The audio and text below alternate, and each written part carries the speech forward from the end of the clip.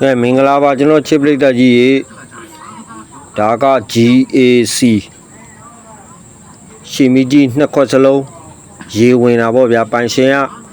အပေါ်ခွန်အတစ်တစုံဝဲလာတယ်ဗျာဒီမိကွက်တွေကိုခွာပြီးတော့လဲကျင်တာပေါ့ဗျာတဲ့အဲ့တော့ကျွန်တော်ကသူ့မလာခင်ကနဲ့ကြိုပြောထားပါတယ်ဗျာဒီမိကွက်ကခွာဖို့အင်မတန်ခက်ခဲတဲ့မိကွက်တွေပါလို့အဲ့တော့ဒီခွာခြင်းတဲ့အဟောင်းကိုအကွဲခံနိုင်ရင်တော့ရပါတယ်လို့ကျွန်တော်စီရောက်လာတော့ဒီမီးကွက်ဖြုတ်ချပြီးတော့ကျွန်တော်အခြေအနေကြည့်လိုက်တော့ဒီမီးကွက်ကအရင်လူကဘောင်ပတ်ပတ်လေကိုမီးကွက်အသားကြီးကိုကြောက်စက်နဲ့ဖြတ်ချပြီးတော့ပြန်ဆော်ထားတာဗျအဲ့မှာပတ်တီးတွေထည့်ထားတယ်ပေါ့နော်ကော်တွေအများကြီးထည့်ထားတယ်အဲ့တော့ဒီမီးကွက်ကိုခွာရင်ဒီဘောင်ပတ်လေကစုပ်ပြတ်တက်သွားမှာဗျ original အတိုင်းဆိုရင်တော့ကျွန်တော်ခွာရဲတယ်ဗျဘောင်ပတ်ပတ်လေစလုံးကိုဒါဖြတ်ဆက်လုပ်ပြီးသားမီးကွက်ဆိုတော့ကျွန်တော်မခွာရဲဘူးဗျအမှန်တိုင်းပြောတာခွာလိုက်ပြီးရင်လည်းအကောင်းတိုင်းပြန်ဖြည့်ဖို့ရဘလို့မှမဖြစ်နိုင်တော့ဘူးဗျအဲ့တော့ဒီမီးကွက်ခွာဖို့အပေါ်မှန်အသေးလဲဖို့လမ်းကြောင်းပြန်ပြောင်းရတယ်ဗျအုံနာစီဖုံးပြန်ဆက်တယ်ကျွန်တော်ခွာလဲဖို့အဆင်မပြေဘူးအကျိုးကြောင့်လေးရှင်းပြရတယ်အရင်လူလှုပ်ထားတဲ့အခြေအနေကအဲ့လိုပဲမီးကွက်နှစ်ခွက်စလုံးကဖြတ်ဆက်တွေလှုပ်ထားတော့ဒီကော်ကဖင်ပြဲအောင်ခွာရတဲ့ကော်ဗျနော်ကောကုန်မဟုတ်သူကတာယာသားလောက်ကိုမာတယ်ဗျ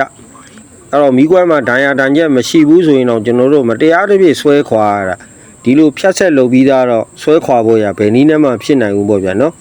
အဲ့တော့ဒီအပြင်ခွန်အသေးကြီးနှစ်ခု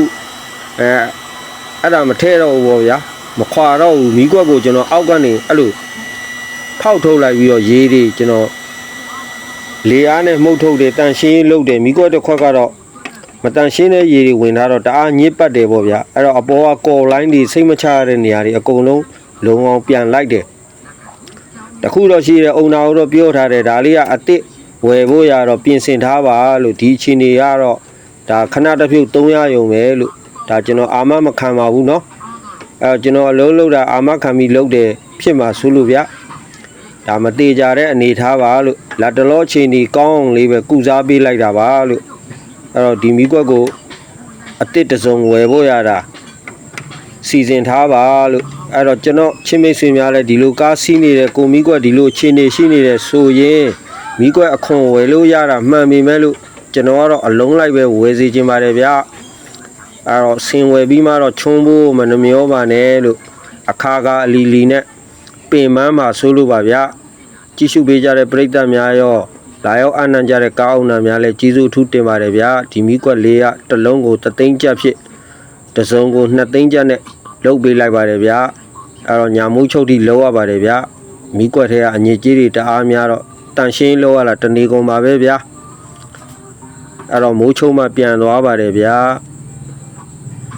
ကြည့်ရှုပေးကြတဲ့ပရိသတ်များလည်းစိတ်ချမ်းသာခြင်းကိုယ်ကြီးကျန်းမာခြင်းနဲ့ပြည့်စုံကြပါစေဗျာ